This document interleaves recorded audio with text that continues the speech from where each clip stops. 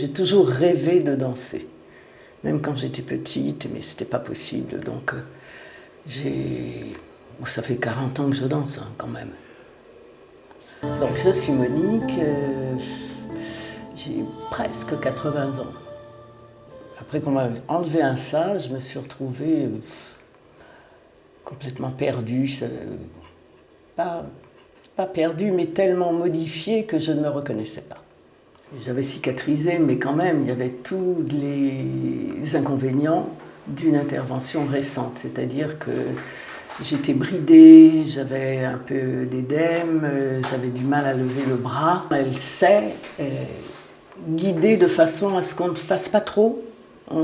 On s'adapte évidemment à la douleur, à sa possibilité, et surtout ce que j'aime beaucoup dans ce qu'elle fait, Aude, c'est qu'elle dit si ton bras ne se lève pas et que l'autre se lève très bien, il faut que celui qui fait bien aille chercher et accompagner celui qui est dans la douleur, dans la limitation. Et moi je trouve ça formidable et je trouve que c'est vraiment quelque chose à intégrer dans la vie. Par rapport à la danse adaptée, t'arrives pas, tu vas y arriver un jour, peut-être. En tout cas, tu vas prendre soin de toi.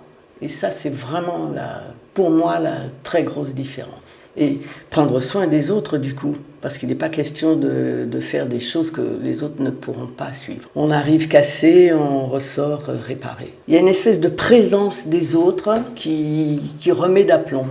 Le collectif, le groupe remet d'aplomb. T'es pas bien, tu t'assieds, tu vas regarder les autres, mais même dans le fait d'être assis et de regarder les autres, tu es participant.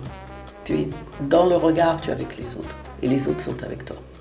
Ça m'est arrivé en cours de danse de ne pas pouvoir, d'avoir la fatigue qui tombe comme ça, qui te plombe. Tu es fatigué, tu ne peux plus. Donc ça m'est arrivé effectivement de m'asseoir pour danser et déjà être assis, se redresser. Simplement se redresser comme si on était debout ou en train de danser avec les autres. Faire les gestes par exemple avec les mains et ensuite peut-être laisser venir la musique, bouger ce qui peut bouger. Eh bien, là aussi, ça donne de la force. La musique m'aide, la danse m'aide, le contact avec les autres m'aide. Et ne pas pouvoir aller à ces cours-là, ça me prive énormément. Donc je sais que j'en tire un très grand bénéfice. J'en sors mais souriante, la banane, les sourires jusqu'aux oreilles, l'envie de faire des choses.